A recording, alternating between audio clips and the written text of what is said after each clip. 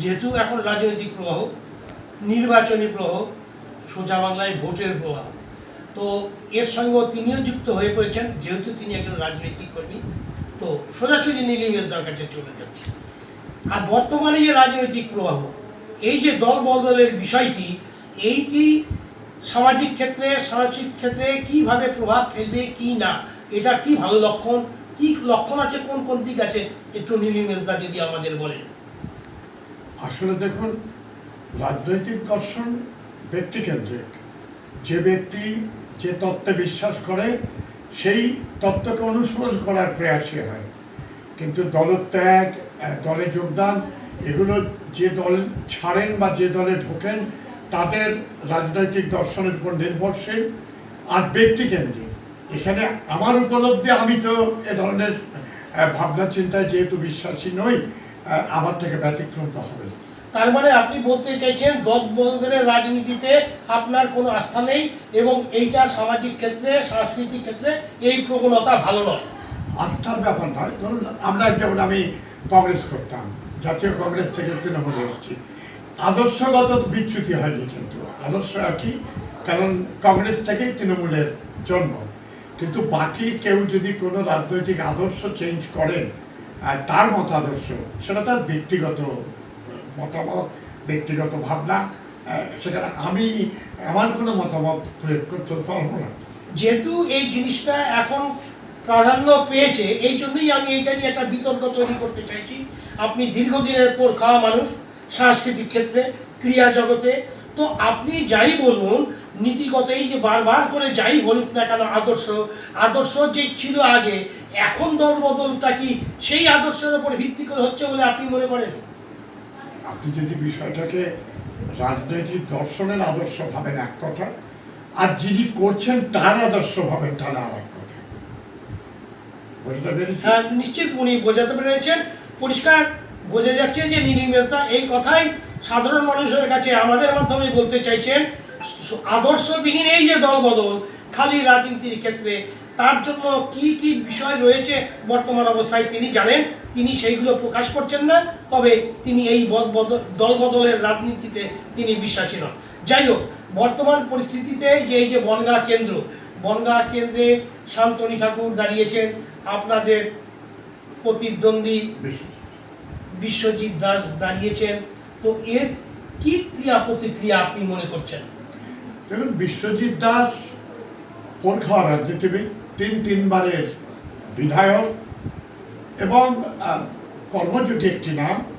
ওর অঞ্চলে, ওর এলাকায়, প্রত্যন্ত জায়গাতেও বিশ্বজিৎকে চেনে যারা ভোটার, তাদের কাছে প্রতিনিয়ত। এই তো দাঁড়িয়ে 4 বার কল্যাণী ভ্রমণ হয়ে গিয়েছে, অথচ 5 বছরের সাংসদ, তাকে তো একবারও মানুষের সামনে দেখা যায়নি। অতএব প্রার্থী হিসেবে শান্তনুর সাথে বিশ্বজিতের কোনো তুলনাই হয় না। খেলার মাঠের মানুষ বিশ্বজিৎ, লড়াকু ছেলে। অতএব আমার ধারণা যে এবারে বিশ্বজিতের জয় প্রায় সুনিশ্চিত, শুধু সময়ের অপেক্ষা। কারণ তৃণমূল কংগ্রেস বনগাঁ লোকসভা কেন্দ্রে নতুন উদ্যমে লড়াই করছে, নতুন শক্তি নিয়ে লড়াই করছে। যার বিরুদ্ধে লড়াই করছে তার রাজনৈতিক অস্তিত্ব এই পরিমণ্ডলে নেই। সুতরাং এমন এক হাওয়ার সাথে যুক্ত। তো আমরা বিশ্বাস করি, চেষ্টাও করছি যে আমরা যেভাবেই হোক আমাদের দিকে ফলাফল নেওয়ার জন্য। তৃণমূল নেতৃত্ব হিসেবে বিশ্বজিৎ দাসের জয়ের ব্যাপারে তিনি নীলিম মেজদা সুনিশ্চিত এমনই ব্যক্ত করলেন। তো আমি আবার সেই প্রশ্নটি ছুড়ে দিচ্ছি, কিন্তু সাধারণ মানুষ নীতিগত প্রশ্নে তার এই দল বদলকে কোন চোখে দেখবে বলে আপনি মনে করছেন? এটা কি কোনো ফ্যাক্টর নয়? দেখুন, বিশ্বজিতের দলবদল কিন্তু দলবদল নয়।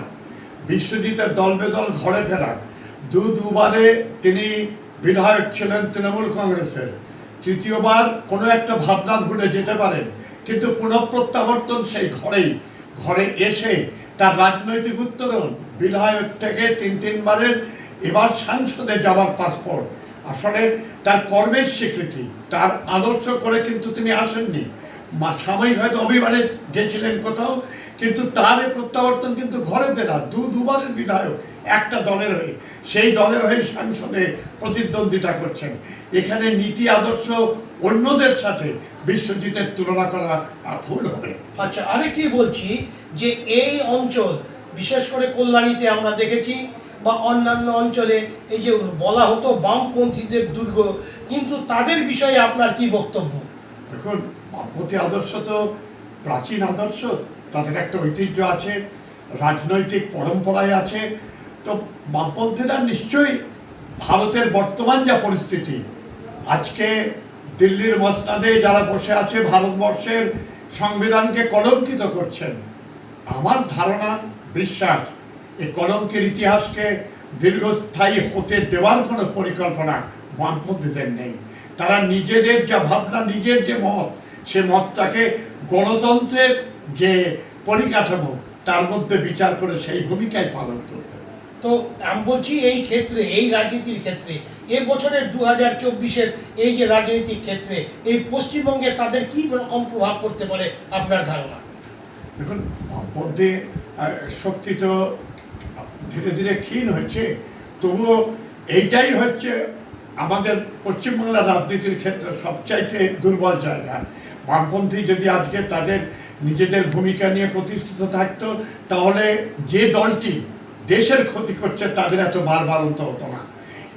এবং এই উপলব্ধিটা বামপন্থীদের হওয়ার প্রয়োজন আছে। বামপন্থী যদি নিজেদের আদর্শকে ধীরে ধীরে প্রতিষ্ঠিত করতে পারে, তাহলে বিধ্বংসী রাজনীতি যারা করছেন, উদ্দেশ্য প্রণোদিত রাজনীতি যারা করছেন, তাদেরকে কিন্তু বাংলা থেকে বিতাড়িত করা সম্ভবপর। আমার ধারণা এই নির্বাচনে বামপন্থী গণতন্ত্রকে বাঁচিয়ে রাখার জন্য, ভারতবর্ষের সার্বভৌমত্বকে বাঁচিয়ে রাখার জন্য যা করণীয়, সম্প্রদায়, বর্ণ, ধর্ম বিদ্বেষী রাজনীতি যারা করছেন তাদের বিরুদ্ধে রুখে দাঁড়ানোর জন্য যা ভূমিকা নেওয়া উচিত, আমার অনুমান বামপন্থীরা সেই পথে অবলম্বন করবেন। বর্তমানে সবচেয়ে আলোচিত বিষয় ভারতবর্ষে এবং সুপ্রিম কোর্ট পর্যন্ত আলোচিত এই যে ইলেকট্রাল বন্ড, তাতে এই যে তৃণমূল দল যে টাকা পেয়েছে তা প্রকাশিত হয়ে গিয়েছে, কারা দিয়েছে এমনও প্রকাশিত হয়ে গিয়েছে। তো আপনি মা মাটি মানুষের দলের হিসাবে এই ইলেকট্রাল বন্ডকে কোন চোখে দেখছেন? দেখুন, এর ব্যাখ্যা তো বিশ্বর যে কারণে বন্ড তার মধ্যে লিপিবদ্ধ আছে। আমার নতুন করে এটা নিয়ে বলার কিছু নেই। না, একটা আঞ্চলিক দল হিসাবে এত টাকা আপনারা পেলেন, কর্পোরেট গ্রুপরা দিল, এ ব্যাপারে জনগণের কাছে আপনারা কোনো বক্তব্য রাখবেন না? নেতৃত্ব বিচার করবে কি ব্যাপার, সত্যি কিনা বা কতদূর কি, বিষয়টি জানলে নেতৃত্বই তার যা দর্শন সেটি জানিয়ে দেবে। বর্তমান পরিস্থিতিতে দিল্লিতে আরেকটি ঘটনা ঘটে গিয়েছে, যেটা একটা তারুণ্যের জোয়ার বা জয় বলে মনে করছেন। বিকল্প রাজনৈতিক শক্তি হিসাবে তরুণের জোয়ার, সবুজের অভিযান, অর্থাৎ জেএনইউ ইউনিভার্সিটিকে কেন্দ্র করে যে বামপন্থী শক্তিরা এখনো ইন্ডিভিজুয়াল নয়, ঐক্যবদ্ধভাবে যে লড়াইটা দিয়েছে, তাতে গেরুয়া প্রভাবকে ঠেকিয়ে দিয়ে পেরেছে। এই রাজনৈতিক পরিস্থিতিতে, এই নির্বাচনের পরিস্থিতিতে এর কি ভূমিকা হবে বলে আপনি মনে করেন? দেখুন, জেএনইউ সর্বদাই একটা রাজনৈতিক মঞ্চ। বামপন্থীরা জেএনইউতে তাদের নিজেদের যে চাষ, রাজনৈতিক চাষ, সেটা ওখান থেকেই শুরু করেছেন। সর্বভারতীয় বামপন্থী রাজনীতিবিদদের জন্মটাই মোটামুটিভাবে জেএনইউর ওখান থেকেই। অতএব জেএনইউতে বিরোধী বলতে যারা ভারতবর্ষকে ধ্বংসের জন্য লড়াই করছেন, যাদের রাজনৈতিক ঔদ্ধত্যপূর্ণ আস্ফালন, তাকে স্তব্ধ করতে যে কোনো রাজনৈতিক দল যা করবে তাকে সাধুবাদ জানাতে হবে। তার মানে আপনি এই যে জয়, তারুণ্যের এই যে জয়, গেরুয়া প্রভাব ঠেকাতে, এইটাকে আপনি স্যালুট জানাচ্ছেন? নিশ্চয়ই, গেরুয়া প্রভাব যেখানে যে ঠেকাবে তার প্রতি আমাদের থাকবে, শুভেচ্ছা থাকবে। তো সুন্দরভাবে তিনি বলতেন প্রকাশ্যে এবং জোরেই তিনি বলছেন, গেরুয়া প্রবাহ ঠেকাতে যে রাজনৈতিক শক্তি আসুক না কেন তাদের তারা সাদর সম্বোধন জানাচ্ছেন এবং তাদের পক্ষে তারা আছেন। এই যুব জয়কে তারা সংবর্ধিতই করছেন। তো এই যে পরিস্থিতি, এই বনগাঁ অঞ্চলে, এই বনগাঁ কেন্দ্রে, যে এই যে আপনি ব্যক্তিগতভাবে কি কোনো কিছু পরিকল্পনা নিয়েছেন এইভাবে পার্টিকে জেতানো যায়? আসলে মমতা বন্দ্যোপাধ্যায় 365 দিন মানুষের পাশে থাকেন, মানুষের শুভ কামনায় নিজেকে উৎসর্গ করেছেন। অতএব নতুন করে আমাদের কিছু প্রেরণের নেই। মমতা বন্দ্যোপাধ্যায় প্রতিনিয়তই বার্তা দিচ্ছেন মানুষের সাথে থাকার, মানুষের সুখ দুঃখে একত্রিত হওয়ার। সেইটাই আমরা মমতা বন্দ্যোপাধ্যায়ের সেবক হিসেবে সর্বদাই মানুষের কাছে যাচ্ছি। আমাদের বিশ্বাস মানুষ মমতা বন্দ্যোপাধ্যায়ের কর্মকাণ্ডে বিশ্বাস রেখেছেন। বাংলার প্রতিটি ঘরে ঘরে মমতা বন্দ্যোপাধ্যায়ের দেওয়া প্রতিশ্রুতি পৌঁছে গিয়েছে। সুতরাং তারা উপলব্ধি করতে পারছেন আশ্বাসের সাথে বিশ্বাসের তফাৎ কতটা। মমতা বন্দ্যোপাধ্যায় বিশ্বাস, আশ্বাসে বিশ্বাসী নন, বিশ্বাসে বিশ্বাসী। অতএব সেইটি আমাদের পরিকল্পনা। গৃহ গৃহে যাও, মানুষের সাথে মেশো, অভাবের কথা শোনো, সুযোগ পেলে সে অভাব পূর্ণ করার জন্য পথটি দেখিয়ে দাও। আমরা এই পথেই এই নির্বাচন এগোচ্ছি 365 দিন যেভাবে এগিয়ে থাকি। তো দৃঢ়তার সঙ্গে নীলিমেশ দা বলছেন এই কেন্দ্রে তৃণমূল প্রার্থীর জয়, খালি সময়ের অপেক্ষা। তিনি দৃঢ়তার সঙ্গে বললেন এবং কি কর্ম কি ভূমিকা তারা নিচ্ছেন দৃঢ়তার সঙ্গে বললেন।